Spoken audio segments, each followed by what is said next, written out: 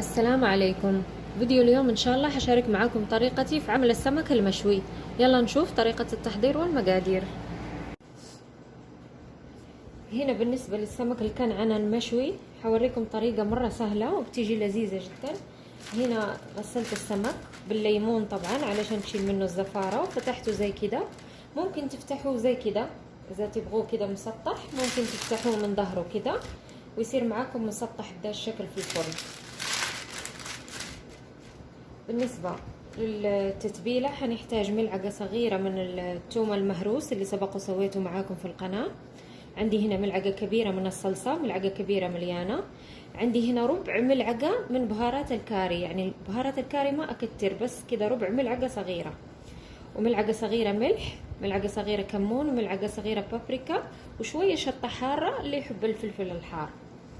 حنحتاج زيت عادي، وحنحتاج هنا بخاخ زبدة، اللي متوفر عنده يحطه، اللي مو متوفر يستخدم الزيت عادي مو مشكلة. هاخذ البهارات كلها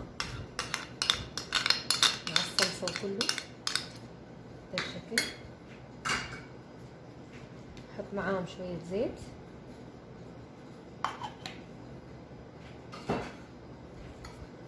نقلب البهارات كلها كده مع بعض. استخدم يدنا احسن، السمك يبغى له شغل باليد. كل البهارات دي نسجم كده مع بعض.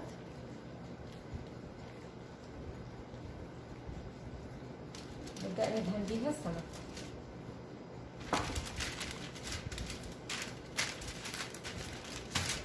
نلفها، نبدأ ندهن، ندخل جوا كمان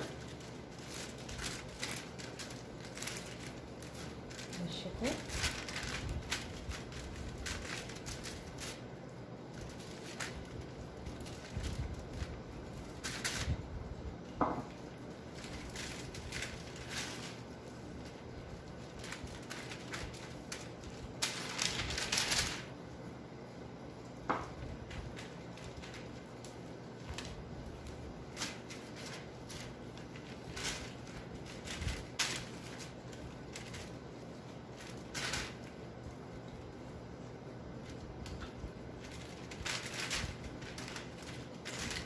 هسيبه كده في التتبيله لمده نص ساعه، بعدين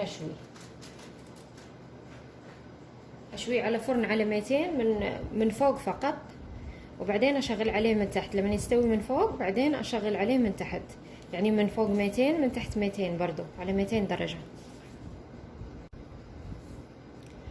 قبل ما ادخله الفرن هبخ عليه شويه من الزبده بالشكل، او زيت، ممكن ترشوا عليه زيت. خلاص، وندخله زي ما قلت على 200. عندي هنا مقادير رز الصيادية. حنحتاج هنا حبة بصل كبيرة اللي نفرمها خشن بدا الشكل. عندي هنا كاسة رز بسمتي اللي غسلتها ونقعتها في شوية موية. بالنسبة للبهارات حنحتاج ملعقة صغيرة كمون، ملعقة صغيرة ملح، نص ملعقة فلفل أسود، 4 حبات هيل، عود قرفة، وواحد مسمار، 1 قرنفل، وزيت عادي، وملعقة صغيرة سمن فارم. السمن فارم اختياري، بس السمن فارم ما شاء الله يديله نكهة مرة لذيذة. أول شي ناخد قدر يكون واسع بدا الشكل، نسيب النار تكون عالية.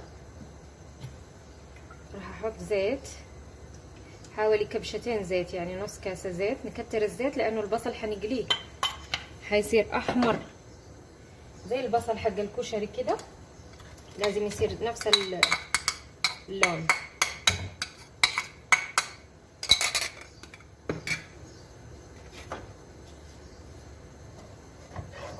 راح نقلب البصل علين يتحمر معانا تماما زي بصل الكشري. نقلب مظبوط على نار عالية.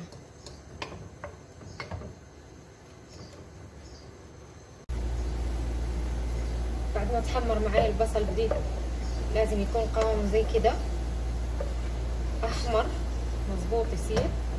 بعدين اضيف عليه، انتبهوا في دي المرحله، نص كاسه مويه،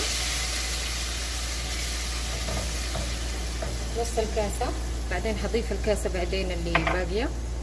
رح نضيف بس نص الكاسة علشان نخلطه. نستخدم الخلاط الكهربائي او نستخدم الخلاط اللي هو الكاس زي ما تحبوا. نخلطه عليه يصير ناعم، ما يفضل عندنا بصل. خلاص هنا بعد ما خلطناه يصير عندنا ناعم بهذا الشكل. راح ابدا اضيف الرز. طبعا الرز غسلته ونقعته، وراح نضيف الكاس المويه اللي بقيت فيها باقي الرز اللي فيه. هي كاسة ونص مويه على كل كاسة رز، كاسة ونص. انا حطيت كاسة رز فقط. هنا راح احط سمن فارم كده ربع ملعقة بس، يضيف له نكهة. وراح احط البهارات. راح اسيبه على نار عالية علين يبدأ يشرب المويه حقته، وبعدين اقفل عليه.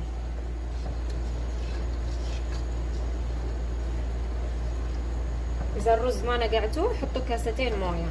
لازم المويه تكون فوق الرز نص اصبع كده.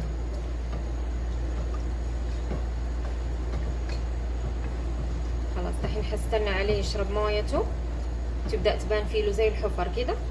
بعدين راح اغطي عليه. طبعا نخليه على نار عالية في دي المرحلة، على نار عالية. خلاص في هذه المرحلة بعد ما الرز كده يشرب مويته شوية، يفضل موية قليل كده،